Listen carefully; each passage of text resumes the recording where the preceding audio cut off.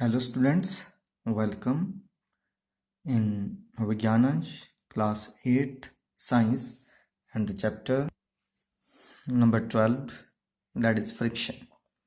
In the previous video we had already studied about what is friction and what are the types of friction.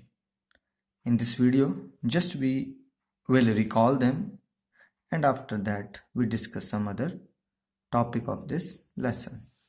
So with a big smile on your face and positive attitude, let's start about this. So what is friction? It is a force that opposes the motion of an object. हमने पढ़ा था कि कोई चीज अगर चलना शुरू करती है, अगर मैं इसको धक्का मार रहा हूं तो इसके इस अपोजिट डायरेक्शन में एक फोर्स काम करेगी जो इसकी मूवमेंट को रोक देगी. उसी को हम क्या कहते हैं? फ्रिक्शन कहते हैं. राइट? पढ़ा हमने कि अगर हम राइट साइड को चल रहे हैं कोई चीज तो उस पर फ्रिक्शन लेफ्ट साइड को लगेगा. कोई ऊपर को चल रही है अपर साइड तो फ्रिक्शन की डायरेक्शन क्या होगी? लोअर साइड को होगी. राइट? एंड फ्रॉम देयर हमने क्या देखा कि फ्रिक्शन कितने टाइप का होता है? It is of 3 type. One is a static friction and what is static friction? The force required to overcome the friction at the instant an object start moving from rest. It is a measure of static friction. कितना बल चाहिए होता है जब कोई चीज खड़ी है और खड़े से चलना शुरू करती है, उस समय जितना भी आपको फोर्स लगानी पड़ती है, that force is the static friction. Right? हमने इसको एक्सपेरिमेंटली प्रूव किया है and it is maximum. And the second is the sliding friction. दूसरा कौन सा पढ़ा था हमने? Sliding friction. The force required to keep the object moving with the same speed is a measure of sliding friction. कि कोई चीज चल रही है तो वो उसी स्पीड से चलती रहे, तो हमें जितना उस पर बल लगाना है. एक्चुअली देखिए रुकी क्यों चीज, मेरी पेंसिल जाकर रुक क्यों गई? इसको रोका फ्रिक्शन ने. ये ना रुके तो हमें फिर से इस पे फोर्स लगानी. राइट? तो वही फोर्स जो लग रही है दैट इज किसके बराबर होगी? स्लाइडिंग फ्रिक्शन के बराबर होगी. देखिए फर्स्ट और सेकंड वीडियो में स्टैटिक, स्लाइडिंग और रोलिंग फ्रिक्शन की डेफिनेशन कुछ अलग है. यहाँ उसको थोड़ा सा और क्या किया गया है? बढ़िया रिफाइंड किया गया है. इन टर्म्स ऑफ फोर्स बात की जा रही है. यहाँ पे स्टैटिक फ्रिक्शन की इन टर्म्स ऑफ फोर्स बात की जा रही है, तो ये उससे ज़्यादा रिफाइंड डेफिनेशन है आपकी बुक में, तो यहाँ इन्हीं को मैंने ऐड किया है. राइट? तो यहाँ पता लग गया the force required to keep the object moving with the same speed. तो जितनी स्पीड से कोई चीज़ चल रही है उसको उतनी स्पीड से चलना है, उसके लिए हमें जितना बल चाहिए वो किसका माप है? वही स्लाइडिंग फ्रिक्शन का माप. It is of medium. यहाँ देखिए इट इज़ मीडियम. ये सबसे मैक्सिमम होती है, इसकी स्ट्रेंथ जो है मीडियम होती है. And third is a rolling friction. अगर हम रोलिंग फ्रिक्शन की बात करते हैं, the resistance to the motion of a body when it rolls over the surface of another it is minimum. होता क्या? जब कोई चीज एक दूसरे के ऊपर रोल कर रही, देखिए अगर तो ये ऐसे रगड़ के जा रही तो स्लाइडिंग है, ऐसे जा रही तो स्लाइडिंग है, लेकिन अगर घूमती हुई जा रही है, इस तरह से रोल होती जा रही है, then it is rolling friction. अब जितना इसको रेजिस्टेंस लगेगा वो क्या कहलाएगा? That is called rolling friction. Rolling friction is minimum in nature. तो ध्यान रखिए, rolling friction is less than sliding, sliding is less than static friction. ये हम पढ़ चुके हैं इन द फर्स्ट वीडियो. यहीं से हमने एक और चीज साथ में पढ़ी थी कि what are the factors on which the friction depends. Friction कौन कौन से फैक्टर पे डिपेंड करती है? तो पहला फैक्टर था सरफेस एरिया ऑफ कॉन्टैक्ट. दो चीजों के बीच, दो ऑब्जेक्ट्स के बीच में कितना सरफेस आपस में टच हो रहा है, उस पर क्या डिपेंड करेगा? फ्रिक्शन डिपेंड करेगा. तो पहला है more the surface area more is the friction और वाइस वर्सा. इसका मतलब क्या? जितना ज्यादा सरफेस एरिया होता है उतनी ज्यादा फ्रिक्शन होता है. या उल्टा, जितना ज्यादा फ्रिक्शन होता है, ठीक है, जितना कम सरफेस एरिया होगा उतना फ्रिक्शन भी कम होता है. तो this is the first point. Second है वेट ऑफ एन ऑब्जेक्ट. किसी चीज के ऊपर हल्की चीज रखी है, उसको हमें हिलाना कम एनर्जी लगेगी. यही मैं कोई चीज भारी रख देता हूँ, ये अब इसको हिलाने के लिए मुझे क्या लगेगा? पहले से ज्यादा एनर्जी लगानी पड़ी. राइट? तो क्या हुआ? It depend on the weight of an object. Third, irregularity of surface. हमने पढ़ा था कि किस सरफेस के बीच, कोई भी सरफेस जिंदगी में बिल्कुल स्मूथ नहीं होता, चाहे जितना मर्जी पॉलिश कर दो, उसके बीच में फिर भी कुछ चीजें ऐसी रह जाएंगी, रफ सरफेस, उसके बीच में जगह रह जाए, उसको हम क्या बोलते हैं? इरेगुलरिटी. ये एक दूसरे में इस तरह से ट्रैप हो जाती है, इनको निकालना बड़ा मुश्किल हो जाता है. तो ये इन 3 चीजों पे हमारा क्या डिपेंड करता है? फ्रिक्शन डिपेंड करता है. किसके ऊपर? नंबर 1, ठीक है, कितना surface area, number 2 weight of object, and number 3 irregularity of the surface. ये जो 4 मिनट हमने 4-5 मिनट लगाए हैं, ये सारे पिछले क्लास, पिछले वीडियो का ही पार्ट है। लेकिन अब हम नए बात पे चलते हैं। तो सबसे ways to increase the friction, हमें कई जगह फ्रिक्शन बढ़ाना पड़ता है और कई जगह फ्रिक्शन कम करना पड़ता है। कैसे? मान लीजिए आपने चलना है बर्फ के ऊपर, आइस के ऊपर आपको चलना, कैसे चलेंगे आप? सोचिए, अगर सिंपल जूतों से जाए तो गिर जाएंगे, इसलिए आप स्पाइक्स को डालेंगे। ठीक है, कोई चीज़ ऐसे डालेंगे जो नुकीली हो आपके पैर के बीच में। तो आपने वहाँ सरफेस एरिया को क्या किया है, ठीक है, वहाँ पे अपने फ्रिक्शन को बढ़ा दिया, सरफेस एरिया को चेंज करके वहाँ आपने फ्रिक्शन को बढ़ाया। कई जगह फ्रिक्शन कम करना पड़ता है। आपके पंखा होता है ना, जब आप साइकिल चलाते हैं, जब साइकिल चलाते हैं तो उसकी चेन फंसती है, आप उसमें क्या लगाते हो, ग्रीस लगा देते हो, वो स्मूथली चलने लग पड़ती है। हमारे घर के दरवाजे चूं चूं चूं की आवाज़ करते हैं, कि बंद नहीं होते properly. So in the hinges, hinges क्या होता है, जो कब्जा उसका होता है ना, हम ऑयल, तेल की ड्रॉप डाल देते हैं, दिस ऑल। तो कौन से तरीके हैं जिनसे हम फ्रिक्शन को बढ़ा या कम कर सकते हैं? तो पहला, ways to increase the friction, number 1, by making groove in shoe soles. जूते देखे आपने कब? जूतों के नीचे क्या होते हैं, खाने खाने से बने होते हैं, उनको क्या कहते हैं, ग्रूव्स। अब अगर पुरानी जूती होती है आपका, पुरानी चप्पल होती, गिर जाते हो, स्लिप कर जाते हो। नई जूती में स्लिप नहीं करते हो, क्यों नहीं करते हो? क्योंकि उसमें क्या है, इरेगुलरिटीज होती हैं, और जो आपस में सरफेस एरिया में ट्रैप हो जाती हैं, और क्या करती हैं, दे इंक्रीज द फ्रिक्शन। दूसरा, by treading of tyre, tyre के ऊपर जो आपने देखो सांचे बने होते हैं, जिसको हम अपनी भाषा में घुड़ियां कहते हैं, वो भी तो क्या, अगर पुराना टायर होता तो गाड़ी जरा सा कीचड़ होता वहीं स्लिप करती रहती है, और अगर नया टायर हो तो बड़ी जल्दी गाड़ी निकल जाती है। ट्रैक्टर क्यों निकल जाता है कीचड़ में से? क्योंकि उसके बड़े टायर के ऊपर जो ट्रेडिंग है, जो मोल्डिंग है, बहुत बड़ी होती है। तो दीज आर ऑल, ठीक है, दोनों ही मेथड, चाहे ग्रूव्स किए चाहे हमने ट्रेडिंग की, तो भी क्या हो रहा है, सरफेस एरिया जो है इंक्रीज कर रहा है, इरेगुलरिटीज इंक्रीज कर रही है, thus friction is increase there. By using pads on speed pedals, brakes, अगर आपने ब्रेक देखी हो, साइकिल की ब्रेक लगाते हैं तो वहाँ प्लास्टिक का एक पैड लगा होता है, गाड़ी की भी ब्रेक लगाते हैं तो उसके अंदर प्लास्टिक पैड्स लगे होते हैं, क्यों? फ्रिक्शन को बढ़ाने के लिए।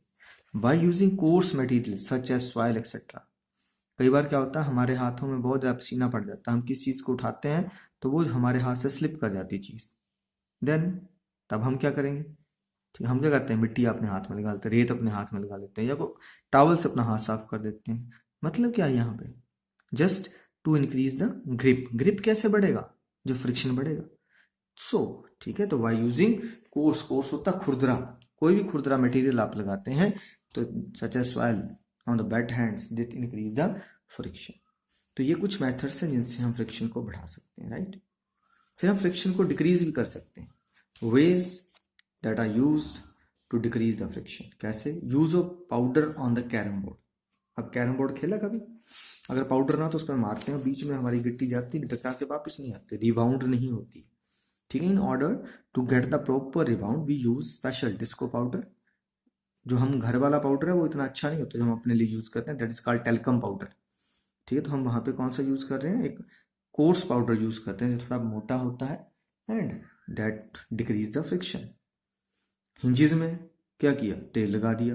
क्यों लगाया तेल? हिंजेस क्या होते हैं, कब्जे, है ना। कब्जे देखे आपने कभी? एक सेकंड देखिएगा, ये हिंजेस दिख रहे हैं, ये होते हैं हिंजेस, इनमें तेल लगा दीजिए, ये बहुत आसानी से आवाज नहीं करते हैं, बंद खुल जाते हैं। सो क्या पर देखा हमने, oils on hinges of door make their movement very smooth by decreasing the friction. हमने ऑयल लगाया, फ्रिक्शन कम हो गया, उसकी मूवमेंट आसान हो गई। थर्ड, वाई यूजिंग लुब्रिकेंट्स, हम लुब्रिकेंट यूज कर सकते हैं, सच एज ऑयल, ग्रीस और graphite. We can avoid interlocking of irregularities, thus friction reduce. होता क्या है, बॉल बेरिंग देखे होंगे आपने, जब गाड़ी चलती है तो उसका टायर घूम रहा होता है, उस टायर के बीच में बेरिंग होते हैं, बॉल बेरिंग्स। वो बॉल बेरिंग क्या कर रहे हैं, अगर लगातार वो आपस में खिंचते रहेंगे तो टेम्परेचर बहुत ज़्यादा बन जाता है, यह चीज़ गर्म हो जाती है, इसलिए कोशिश की जाती है उनके बीच का क्या हो जाए, स्पेस कम हो जाए, उसकी इंटरलॉकिंग कम हो जाए। तो उसके बीच में ग्रीस लगा देंगे, मान ली मेरी 2 फिंगर ऐसे चल रही है, मैं ग्रीस लगा दूंगा तो क्या हो जाएंगे, ये दूर दूर चलेंगी। तो इन दोनों ही उंगली की जो इंटरलॉकिंग है, जो इरेगुलरिटीज है, जो इंटरलॉकिंग इरेगुलरिटीज की थी, वो क्या हो जाएगी, कम हो जाएगी, राइट। तो दिस इज, यहाँ देख सकते हैं बॉल बेरिंग, ये दिया बॉल बेरिंग बेटे, इसको बोलते हैं बॉल। बॉल बेरिंग क्यों बोला, 2 लेयर्स के बीच में ये गोल गोल क्या है, these are the balls, iron balls बीच में रखी हैं, तो इसके ऊपर ये रोटेट करता है, that's why it is known as ball bearing. So oil, grease, लेकिन जैसे एरोप्लेन में neither oil nor grease is used, वहाँ क्या यूज़ किया जाता है? ग्रेफाइट यूज़ किया जाता है। क्यों? बिकॉज वहाँ का जो temperature, this temperature is very high, because of the high temperature this grease will melt very soon and it doesn't function the, किसका काम नहीं करेगी? Function of the lubricants. That's why graphite is use there. Graphite का बहुत ज़्यादा temperature रहता है, that's why इसको वहाँ यूज़ किया जाता है। In some of the instruments where temperature is extremely high, we can't use the oil, grease or graphite. कई जगह इतना ज़्यादा टेम्परेचर होता है, हम तीनों में से किसी को यूज़ नहीं करते हैं, वहाँ पे एयर पैड्स को यूज़ किया जाता है। दो जो पार्ट्स चल रहे होते हैं इनके बीच में क्या फिल करना है? Air pads. तो sometime air pads are also use to reduce the friction by using wheels to move the substance. आपने देखा होगा कई बार हमारे से लकड़ी के लट्ठे नहीं होते हैं तो उसके नीचे हम क्या करते हैं? गोल गोल लकड़ी डाल देते हैं। या ट्रक का सोचिए, ठीक है, if there is a truck and it is without the wheels, is it possible to move it from one place to another? एक ट्रक है, उसके टायर नहीं है, तो क्या वो चलेगा? नहीं चलेगा। तो क्यों? क्योंकि उसका सरफेस एरिया, पूरा ट्रक जमीन से रगड़ के जाएगा तो उसका सरफेस एरिया बढ़ जाएगा, ठीक है। तो उसका सरफेस एरिया कम करने के लिए हमने क्या यूज कर लिए? व्हील्स। जो टायर हैं वो भी क्या करते हैं? ठीक है, फ्रिक्शन को रिड्यूस करते हैं। बाय यूजिंग बॉल बेयरिंग, अभी हमने पढ़ा था, we convert the sliding motion into rolling motion. हम अगर बॉल बेयरिंग यूज कर रहे हैं तो भी क्या हो रहा है बेटे? तो भी क्या कन्वर्ट हो रहा है? हमारा जो फ्रिक्शन है वो स्लाइडिंग टू रोलिंग हो जाता है। और हमने पीछे पढ़ा कि rolling friction is less than sliding, so in this way the friction is reduced. And the seventh method is that the drag can be reduced by making special shape of the object. हम क्या करते हैं? कुछ चीजों की special shape बनाते हैं। Aeroplane देखा आपने? आगे से तीखा क्यों बनाते हैं? कुछ कारण रहा होगा। काइट, पतंग उड़ाते हैं, वो भी इसी शेप में बनाते हैं। इन सब की शेप ऐसी क्यों है? ऐसी शेप को हम क्या कहते हैं? This is called streamline shape. Streamline shape बना के भी हम किसको कम कर सकते हैं? ड्रैग को। ड्रैग क्या है? एयर या वाटर, दोनों की शेप फिक्स नहीं होती, अपनी शेप बदल सकते हैं, तो उन दोनों को फ्लूइड कहते हैं। जो फ्लूइड किसी चीज के ऊपर फोर्स लगाता है, फ्रिक्शन लगाता है, उसके लिए कॉमन टर्म क्या है? ड्रैग है। तो fluidic friction is known as drag. नीचे डेफिनेशन पढ़ाता हूँ अभी। So drag can be reduce by making special shape of object. क्यों? अभी बता दिया। इस बॉडी को क्या कहना, चाहे जहाज की, चाहे देखो फिशिस की है। नेचर से ही सीखता है ह्यूमन, ठीक है। Nature is the biggest inspirer to the human. ध्यान रखिए, नेचर से ही ह्यूमन सीख रहा है। तो दिस स्ट्रीमलाइन बॉडी रिड्यूस, ठीक है, the oppose of the friction, that is fluidic friction, thus save the energy of body और ऑब्जेक्ट। चाहे जहाज की एनर्जी है, चाहे एरोप्लेन की एनर्जी है, चाहे फिश की एनर्जी है, चाहे हमारे किसी बर्ड की एनर्जी है, इसको कौन, कैसे इन्होंने अपनी एनर्जी को बचा रहे हैं? By making their body streamline. देखिए आगे से तीखी है तो आसानी से किस में चल जाएगी? एयर में चली जाएगी, ऊपर से एयर कवर करती जाएगी, क्रॉस होती जाएगी। That's why they save the energy.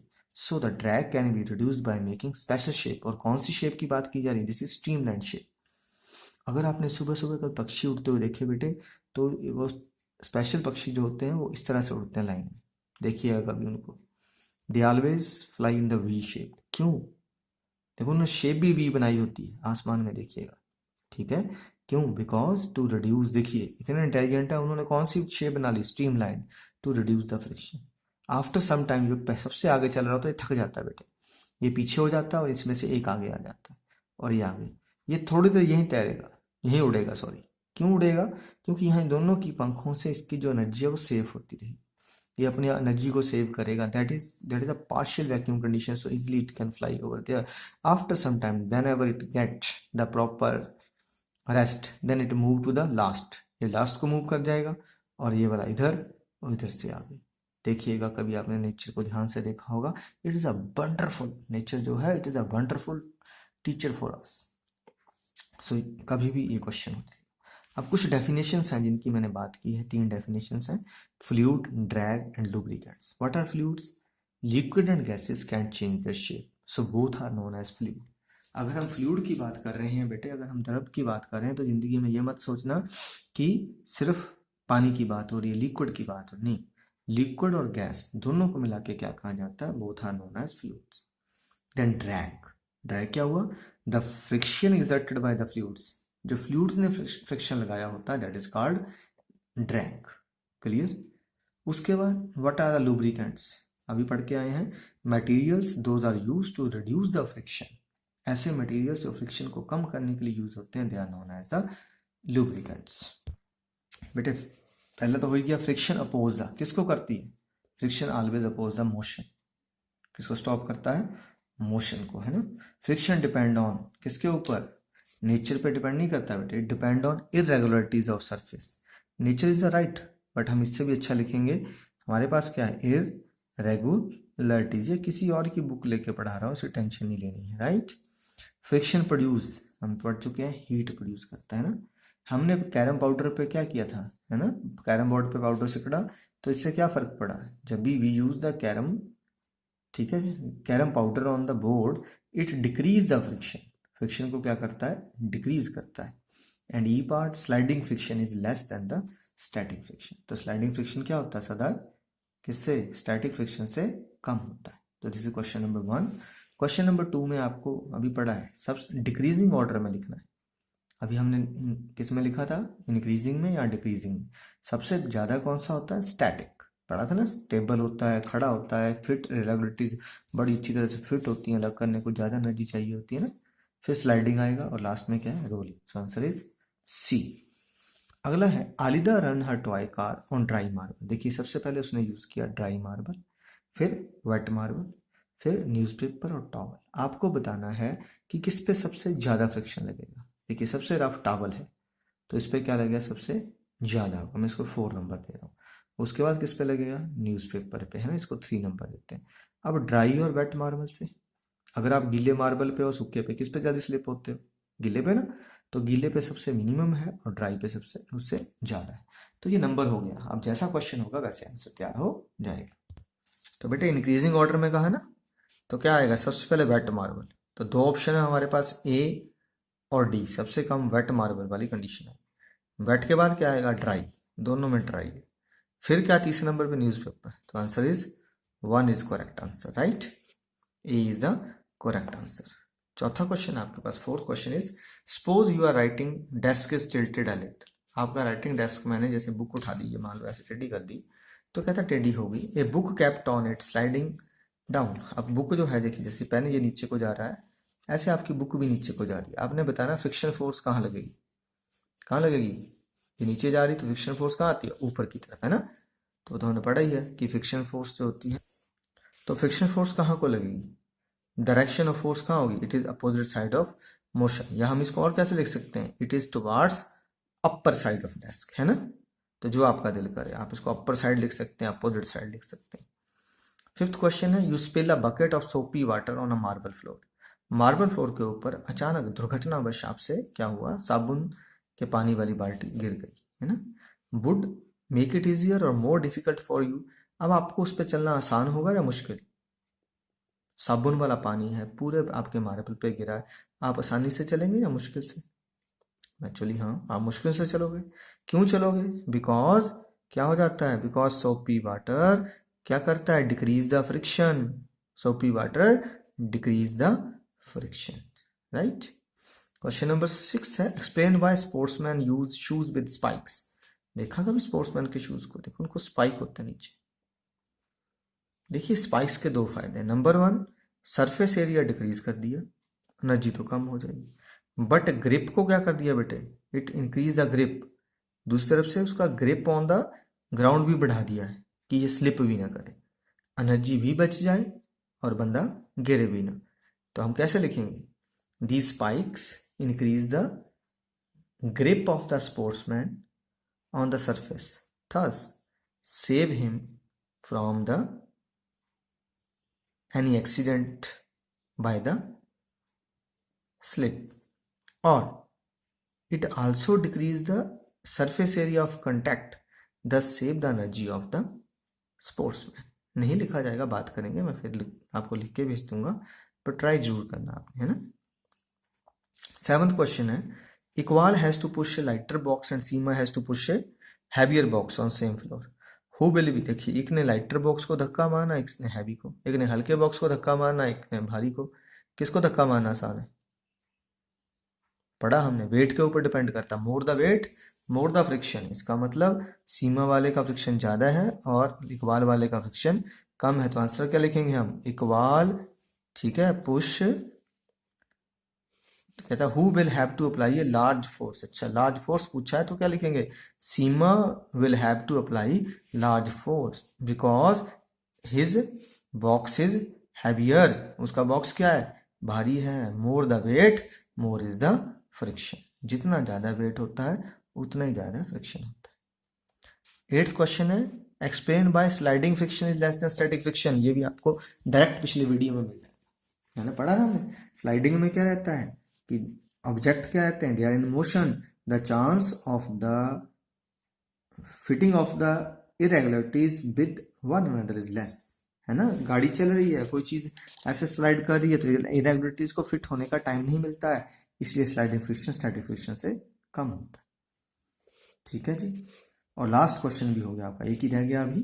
Explain why objects moving in fluid must have special shape. अभी पढ़ा ना हमने कि शेप क्यों होती है, in order to reduce the friction and to save the energy, ताकि फ्रिक्शन कम हो जाए और एनर्जी उनकी कम लगे। तो this is all about this. पढ़ते रहिए, आगे बढ़ते रहिए। जय हिंद।